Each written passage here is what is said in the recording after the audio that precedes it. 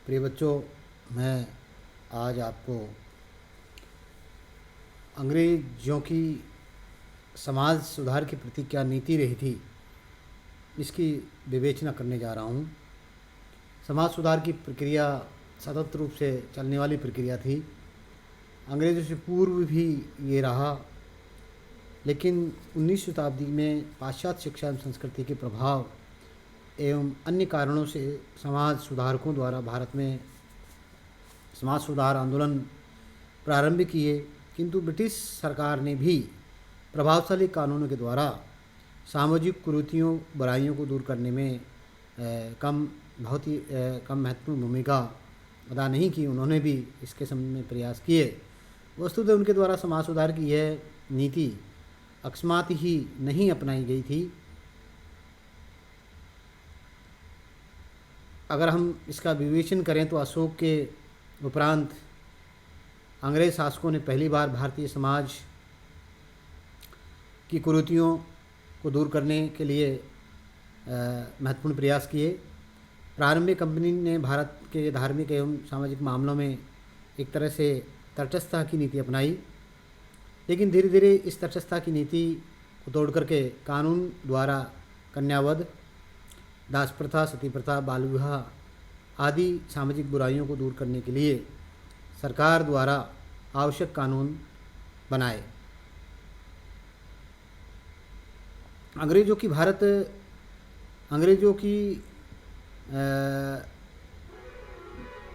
भारत में समाज सुधार की नीति को निर्धारित करने में अनेक तत्वों की महत्वपूर्ण भूमिका रही, जैसे एडमंड बर्क एवं मानवतावादियों का प्रभाव। 1833 के उपरांत कंपनी के व्यापारिक एकाधिकार की समाप्ति, अमेरिकी उपनिवेश हाथ से निकलने के उपरांत अंग्रेज़ों द्वारा यह अनुभव किया कि भारतीय समाज कुछ सामाजिक सिद्धांतों एवं न्याय के आधार पर खड़ा किया जाना चाहिए, अन्यथा वह उनके हाथ से निकल जाएगा। वारेन हेस्टिंग्स, मैल्कम मुनरो जैसे रोमांटिक स्कूल के प्रशासक इंग्लैंड में नैतिक एवं बौद्धिक जागरण जिसने भारत में सामाजिक सुधार को प्रोत्साहित किया आदि। इस प्रकार सरकार द्वारा 19वीं शताब्दी के पूर्वार्ध में समाज सुधार संबंधी सक्रिय कदम उठाए गए। यद्यपि 1857 के विद्रोह के उपरांत समाज सुधार के संबंध में अत्यंत ही सतर्कता बरती गई, लेकिन फिर भी सरकार ने सामाजिक सुधार के लिए कानून पारित किए। भारतीय समाज में 19वीं शताब्दी में अनेक कुप्रथाएं व्याप्त थी, जैसे कन्यावध, दास प्रथा, सती प्रथा, बाल विवाह, देवदासी, विधवाओं की दयनीय स्थिति आदि। इन सभी कुप्रथाओं के विरुद्ध प्रबुद्ध भारतीय एकजुट होने लगे। ब्रिटिश प्रशासकों का दृष्टिकोण भारतीय समाज के प्रति यद्यपि प्रतिक्रियावादी रहता था, लेकिन उन्होंने इन कुप्रथाओं को समाप्त करने में महत्वपूर्ण योगदान भी दिया।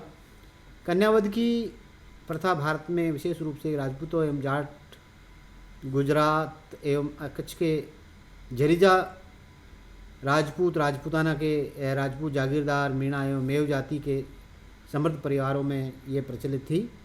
वस्तुतः ऐसे परिवारों में सामाजिक कारणों से इस प्रथा का विकास हुआ था। ऐसे परिवारों को अपने सामाजिक स्तर पर वर का चयन करने में भारी चुनौती का एक तरह से सामना करना पड़ता था। इसके साथ ही विवाह के अवसर पर वधू पक्ष की ओर से दिए जाने वाले दहेज ने इस कठिनाइयों को और भी जटिल बना दिया। एक महत्वपूर्ण बात यह भी थी कि समाज में कन्या विवाह करना महत्वपूर्ण दायित्व समझा जाता था। इस दायित्व का निर्वाह न करने वाले पिता को सामाजिक तिरस्कार का सामना एक तरह से करना पड़ता था। इन सब कठिनाइयों से बचने के लिए समृद्ध परिवारों में कन्या का जन्म लेते ही उसकी हत्या करने का प्रचलन था। सर्वप्रथम बनारस के ब्रिटिश रेजिमेंट डक्कन द्वारा इस प्रथा की ओर ध्यान दिया। 1795 से 1804 में पारित एक कानून के अनुसार ब्रिटिश प्रदेशों में कन्यावध को अपराध घोषित कर दिया गया, लेकिन यह प्रथा समाप्त तब भी नहीं हो पाई थी। बाद में कोर्ट ऑफ डायरेक्टर्स एवं भारत सरकार द्वारा इस प्रथा पर गंभीरता से विचार किया गया। John Ludlow, John Sutherland, Wilkins जैसे ब्रिटिश शासकों ने अपने अपने क्षेत्रों में कन्यावध को गैरकानूनी घोषित कर दिया। 19वीं शताब्दी के उत्तरार्ध में अधिकांश ब्रिटिश प्रदेशों एवं भारतीय राज्यों में इस प्रथा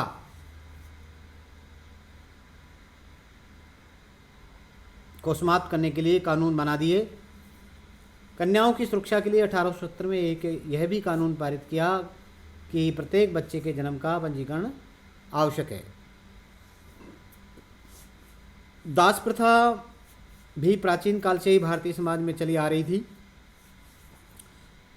दास प्रथा प्राचीन काल भारत में यूरोप के समान कठोर एवं अपमानजनक तो नहीं थी। मैगस्थनीज ये कहता था कि उसने भारत में दास नहीं देखे। वस्तुतः भारतीय परिवारों में दासों की स्थिति परंपरागत यूरोपीय परिवारों की तुलना में बेहतर हुआ करती थी। 19वीं शताब्दी के पूर्वार्ध में मानवतावाद के विकास के साथ साथ दास प्रथा को अत्यंत घृणित माना जाने लगा। यद्यपि इसका सर्वाधिक घृणित रूप अमेरिका एवं अफ्रीका में देखा जा सकता था, किंतु भारत में दासों को खरीदने एवं बेचने का व्यापार आम था।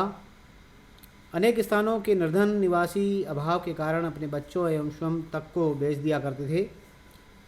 18वीं शताब्दी के अंतिम दशकों में इंग्लैंड में दास प्रथा विरोधी आवाज़ उठने लग गई थी, जिसका प्रभाव भारत में भी पड़ना स्वाभाविक था। 1789 में लॉर्ड कॉर्नवालिस ने एक आदेश द्वारा लोगों को एकत्रित कर दास के रूप में निर्यात करना अवैध घोषित कर दिया। 1832 में सरकार ने एक अन्य कानून पारित कर यह प्रावधान पारित किया कि एक जिले से दूसरे जिले में दास ले जाकर बेचना भी गैरकानूनी है। अनेक ब्रिटिश प्रशासकों जैसे बुंदेलखंड जिले के मजिस्ट्रेट जे रिचर्डसन, न्यायाधीश William Leicester, Thomas Baber, JAR Stevenson, AD Campbell आदि द्वारा इस प्रथा को समाप्त करने के प्रयास किए गए। अंततः 1833 में चार्टर एक्ट द्वारा भारत सरकार ने दासता को सदैव के लिए समाप्त करने का आदेश दिया। अप्रैल 1843 में गवर्नर जनरल ने एक आदेश द्वारा अंततः दास प्रथा को गैरकानूनी घोषित कर दिया। इस प्रकार मानवता के लिए अपमानजनक यह प्रथा वैधानिक रूप से एक तरह से समाप्त हो गई। धन्यवाद।